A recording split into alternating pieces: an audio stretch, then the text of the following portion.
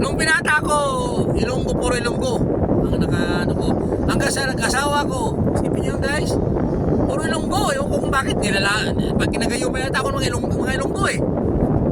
Puro Ilonggo ang naging ano ko, naging kadikit ko.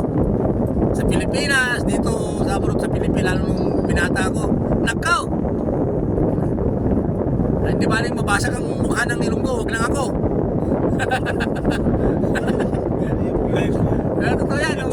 Destiny. Kaya kung nakikinig yung aking, kung nakikinig kayo yung aking matalik na kaibigan natin, si Noby de la Cruz. Shoutout sa'yo, friend kita sa Facebook eh. Noby, kumusta ka na dyan? Ilonggo yun, taga Barutak Nuevo. Yung pangalawa, si Lieko. Si, nakalimutan first name niya eh. Robert Lieko. Kumusta kayo kung saan ka ba dyan? Kaibigan, Lieko, dito nakikita. Si Noby, nakita na kami. Noby de la Cruz. Shoutout sa inyo nila dyan. Naging ano kaya na, hindi ka rin bisper ko niya na nagpasakan kami ng mukha, si Lieko. Bandang ko, nakialam kasi yung pinsan eh. Pinsan niya? Sinuntok siya ng pinsan niya. Gano'n kami, mga bata ko, mga 21 lang yata ako nun eh. 22 years old. Mag-best friend kami. Lagi kami magkayasama sa event, lahat ng okasyon, lahat ng event. Pupunta kami sa kahit saan. Pilas kami pinatay. Lagi kasi itong pinsan niya, si ano, nakalimutan ko pangalan ng pinsan niya eh. Inigo eh. Eltrisan yun. Nagsiselos. Hindi na isa, sinama namin minsan 3 kami. Kapag nang uli, inaaway ako, kinukusunanan niya ako, ba't si gano'n, sabi nga gano'n. Ba't si Sammy ang ano, Sammy rin kasi pangalan ko sa kanila eh. Ba't pinsan naman kita, sabi gano'n, Ilonggo eh. Di puta na, sabi pinsan kita, dito si Sammy ang kinasamahan mo.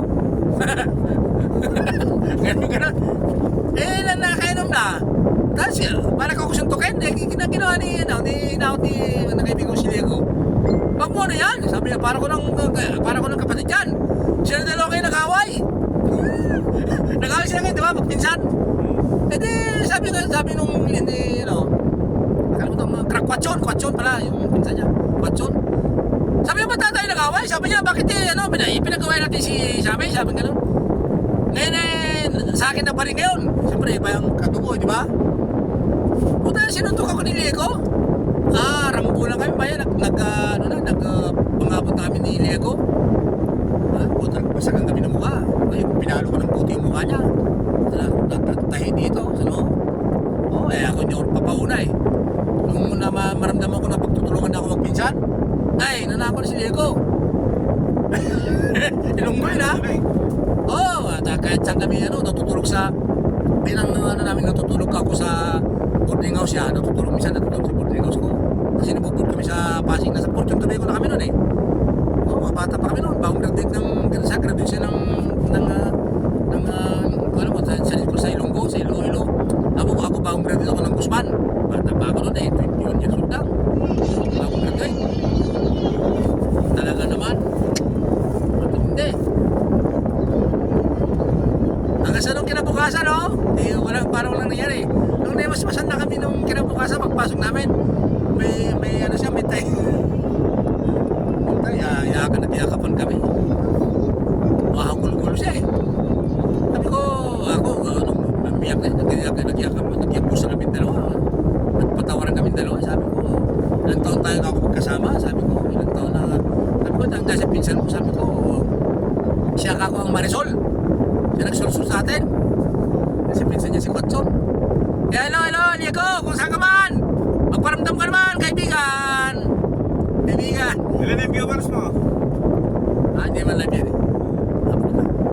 Saka si pinsan niya si Watson. Si Noby de la Cruz problema yung best friend ko yung motor ko si Noby de la Cruz. Kasi magandang yan.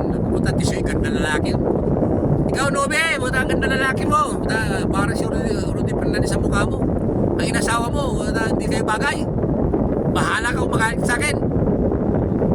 Ang inasawa mo eh. Baka mamaya magalit na sa akin si Paring Noby.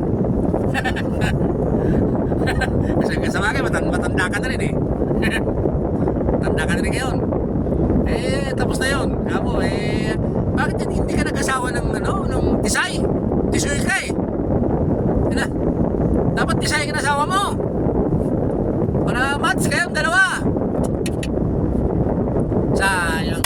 Nangako ako sa'yo noong araw, bata pa tayo, sabi ko sa'yo noong araw, punta ka ng Regal Film eh. Niloloko namin din yan eh. Dapat, oo, bakit ka nag-mekaniko? Sabi ko lang, bagong ano rin, bagong na din ng